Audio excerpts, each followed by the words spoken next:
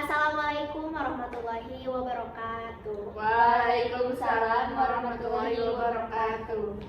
Alhamdulillah banget ya teman-teman, di sini kita bisa berkumpul dalam keadaan sehat. Shalawat serta salam juga semoga tercurah limpahkan kepada junjungan kita Nabi besar Muhammad Shallallahu Alaihi Wasallam. Nah, anyway, selamat datang di Sufis TikTok, tempatnya anak-anak UIN Sunan Gunung Jati Bandung buat ngobrol dan juga diskusi santai, tapi tetap ada isinya.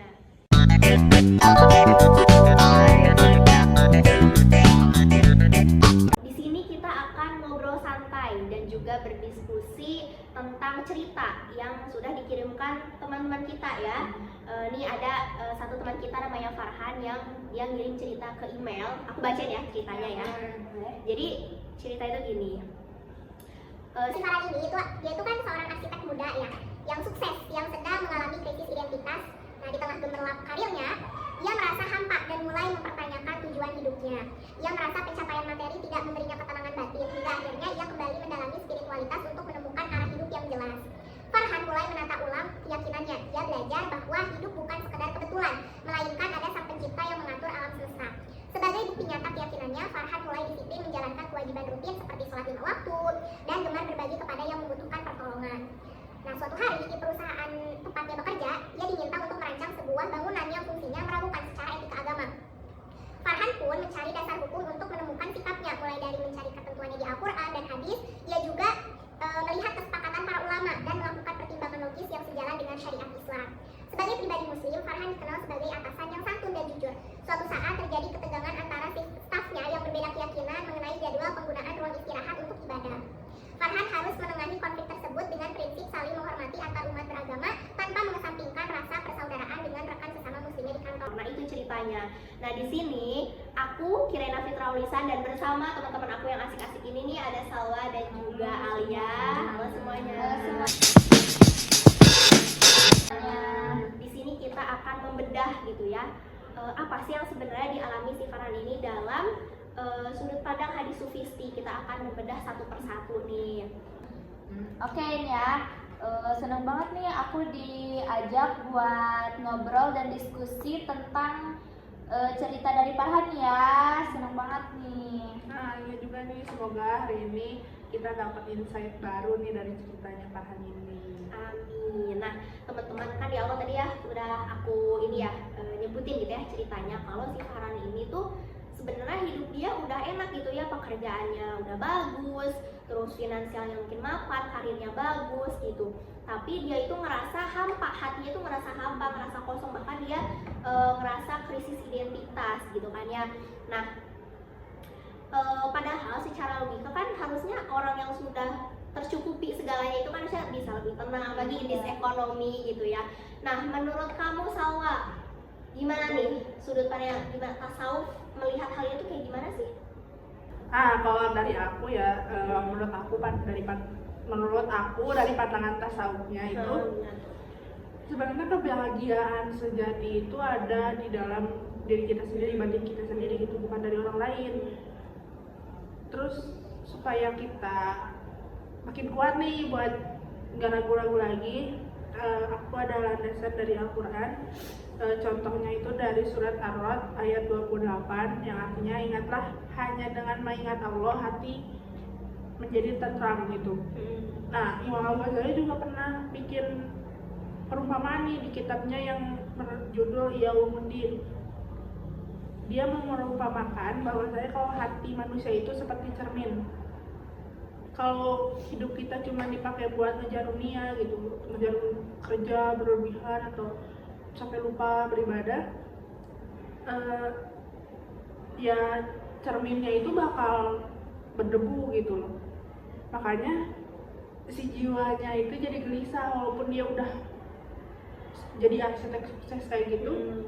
Tapi Farhan tuh kan jadinya nggak ngerasain hasil dari jeripayah dia ya. Tujuannya gitu ya. Iya. Terus dia juga kan si Farhan itu saking fokusnya dia jadi arsitek ngebangun dunia sampai lupa bahwasanya buat bikin jalan spiritual dia buat lebih tenang lagi gitu. Betul. Kalau gimana nih? Benar. Jadi buat bersihin debunya itu ya, kita tuh ya harus berzikir, ngingetin hati kita kepada Allah biar hati kita tuh tenang, balik lagi ke Allah. Kalau dihubungkan dengan hadis nih, ada riwayat Ibnu Abbas di Sahih Bukhari yang pas banget nih, aku bacain ya. Bismillahirrahmanirrahim. Nikmatan magbun fi hima kasirun minan nasi sihatu wal farag, yang artinya itu ada dua kenikmatan yang bikin banyak manusia tertipu, yaitu kesehatan dan waktu luang. Nih Ibnu Hajar al Asqalani pas ngejelasin hadis ini tuh bilang kalau kita itu sering terlenanya itu karena kita punya modal sehat, waktu luang, tapi kita itu cuma dipakai buat numpukin harta doang.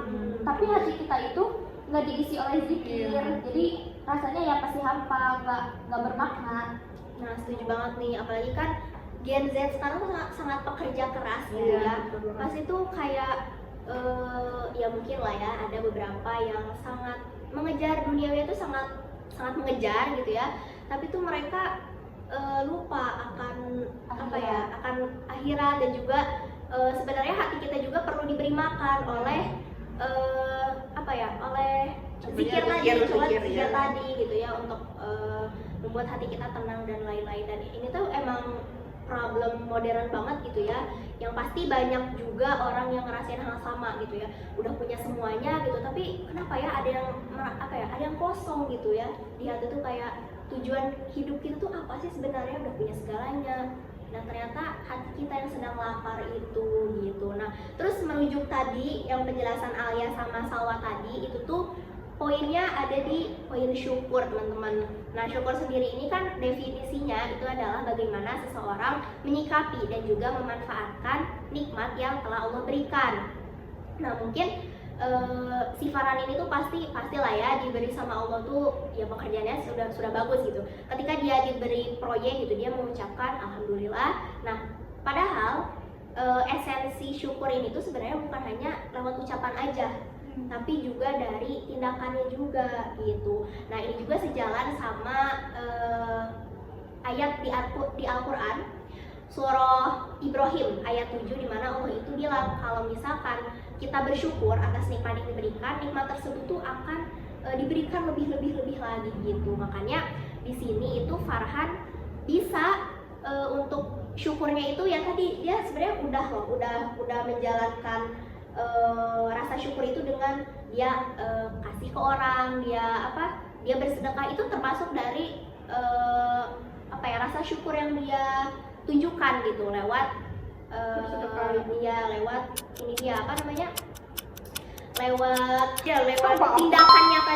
tindakannya tadi ya.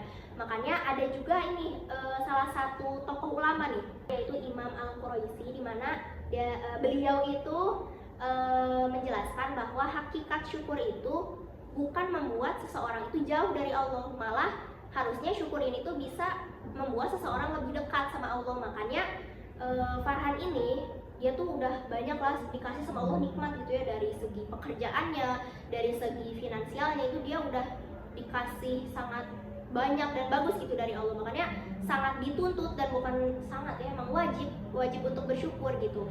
Nah, dan ungkapan cara Farhan mengungkapkan rasa syukurnya ini tuh bukan hanya ucapan gitu.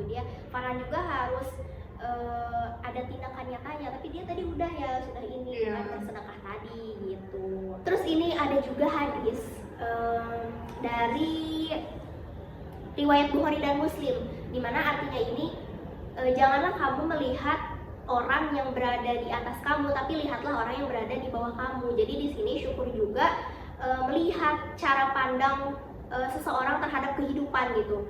Semakin seseorang tersebut bisa menyadari nikmat yang telah Allah berikan, maka seseorang itu tentunya sangat bisa untuk bersyukur gitu. Makanya di sini mungkin Farhan itu hanya sekedar syukurnya itu kayak oh ya alhamdulillah segala macam, tapi ternyata mungkin batinnya tuh belum gitu ya, atau bagaimana. Makanya esensi syukurnya itu belum terasa gitu, esensi rasa syukurnya gitu.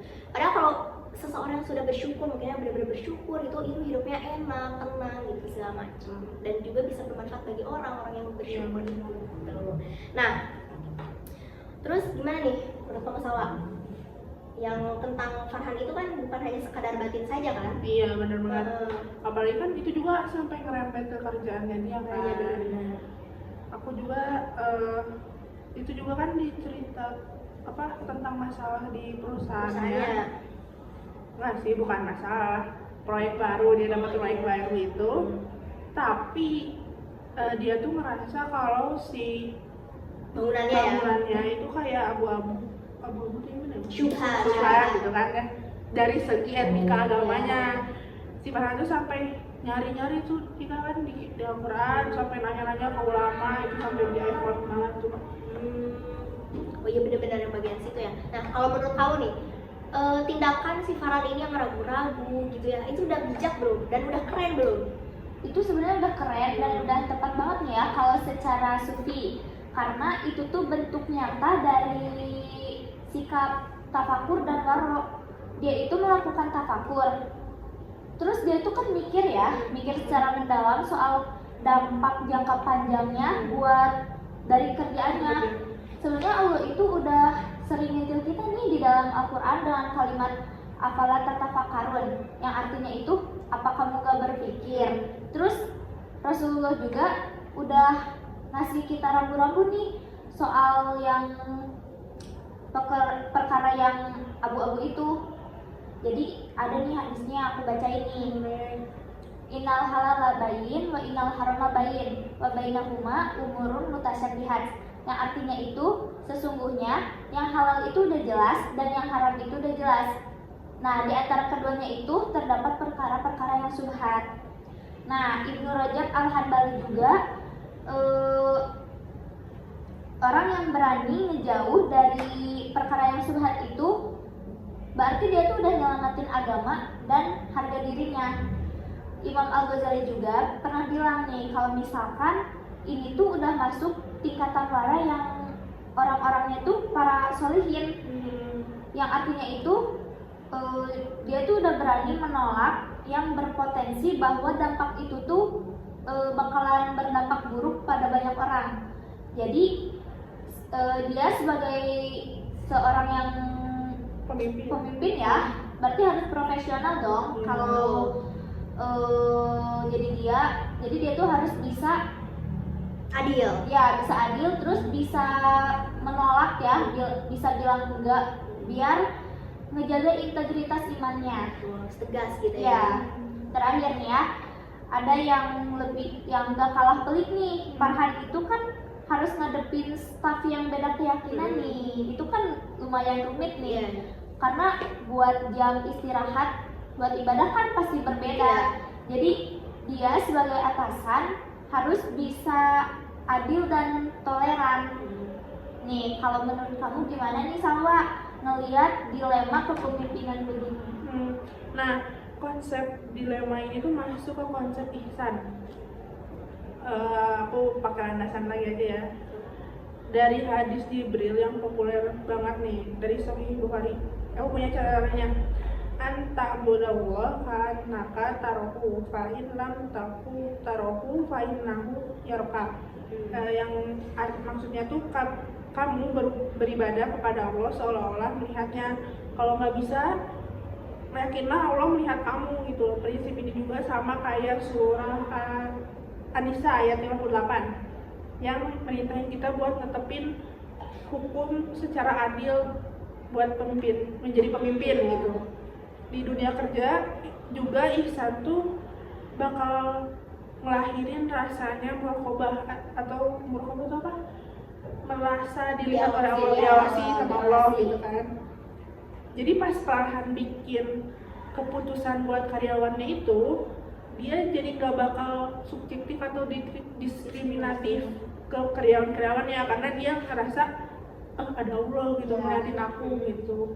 Berarti ngerasa takut ya kalau Iya. gitu. Nah, kalau menurut aku nih, kalau seseorang yang sudah di jiwanya itu udah ada ihsannya, pasti seseorang itu nggak akan berani-beraninya untuk berbuat dosa, berbuat hal-hal yang tidak baik karena dia kan ngerasa diawasi sama Allah gitu.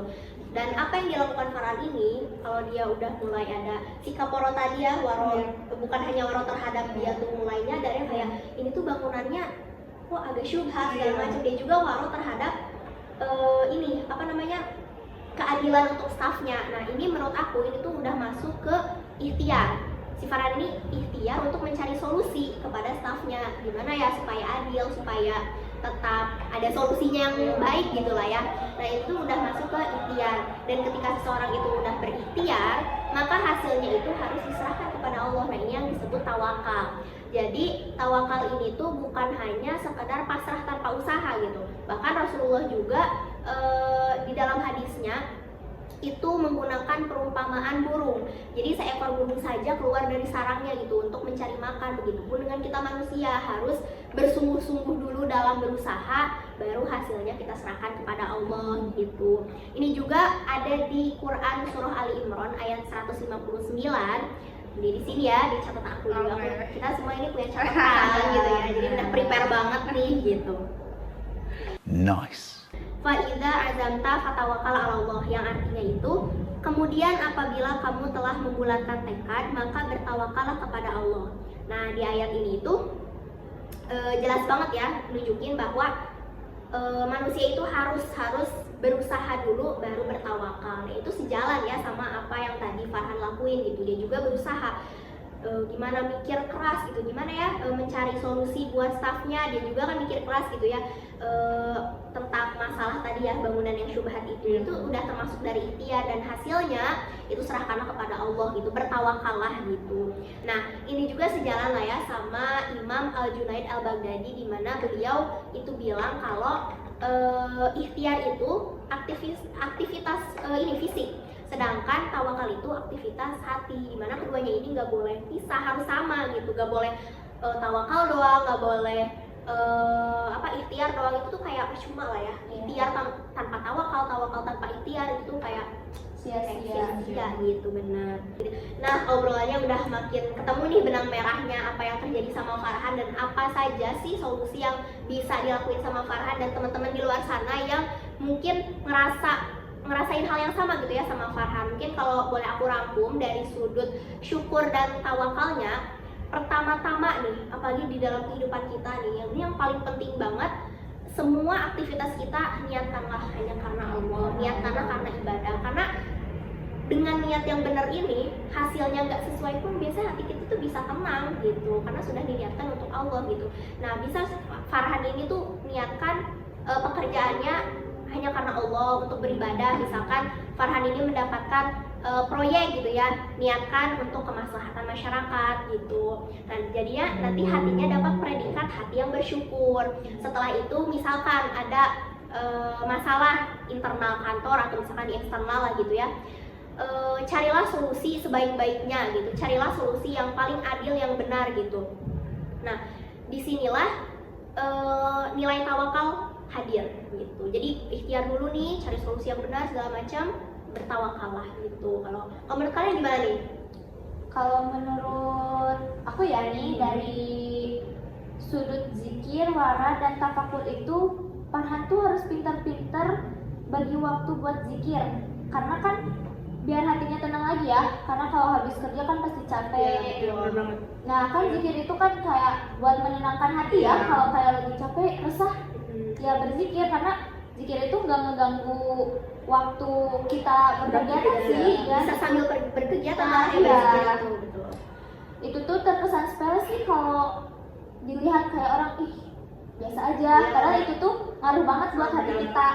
Terus soal proyek yang abu-abu itu loh, itu tuh kalau dari hasil tafakurnya, dia itu harus berani ambil sikap waro buat nolak kalau emang madaratnya lebih gede.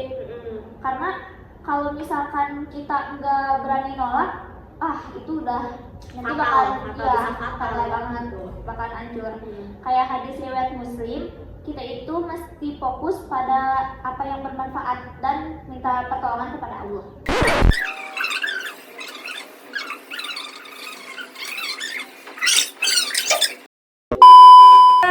Aku juga setuju banget nih sama pendapat kalian gitu ya. Dan aku juga dari solusi tasawuf nih, sama Ihsan, Farhan tuh harus ngelibatin muraqabahnya itu di dalam pekerjaannya, biar dia tuh merasa aku diawasin sama Allah gitu. Biar dia juga bisa bagi-bagi ruang ibadah buat karyawan-karyawannya nih, supaya buat si staff-staffnya tuh bisa beribadah dengan tenang, Merasa adil iya, gitu ya. merasa adil gitu. Kayak gitulah. Entah lewat jadwal tertulis, Misalkan gitu caranya ya gitu ya. atau enggak Ya gantian apa sih ya? iya gantian gitu. Wah, seru banget nih ya diskusi kita hari ini, sangat daging sekali gitu ya.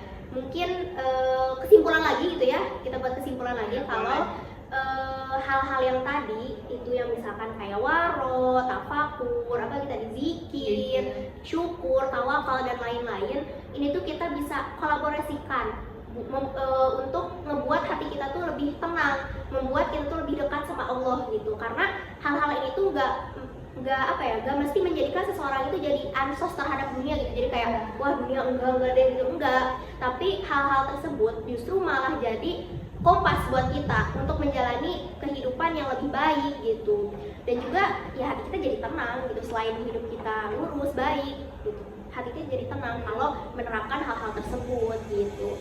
Nah, alhamdulillah ya, terima kasih Salwa dan Alia buat diskusinya kali ini. Semoga apa yang kita diskusikan di sini itu bisa menjadi masukan buat Farhan dan juga teman-teman, juga bisa menjadikan insight buat kita semua supaya kita bisa lebih aware lah terhadap kondisi hati kita gitu. Masih banyak orang ya yang hatinya tuh masih kelaparan gitu ya, masih Belum sadar ya kayaknya. Semoga kita makin aware terhadap hal itu gitu ya. Nah, bagi teman-teman juga yang mau ngirim ceritanya nih ke kita untuk kita bahas, kita bedah gitu, kita diskusikan, bisa kirim cerita kalian di email di bawah sini. Nah, kalian juga nih di kolom komentar bisa ikut berdiskusi ya, bisa ikut memberikan pendapat, memberikan kritikan juga boleh gitu. Makanya di sini kita sangat terbuka gitu ya. Oke, teman-teman sekalian, mungkin segitu ya diskusi kita hari ini. Sampai jumpa di next episode. Wassalamualaikum warahmatullahi wabarakatuh. Bye bye.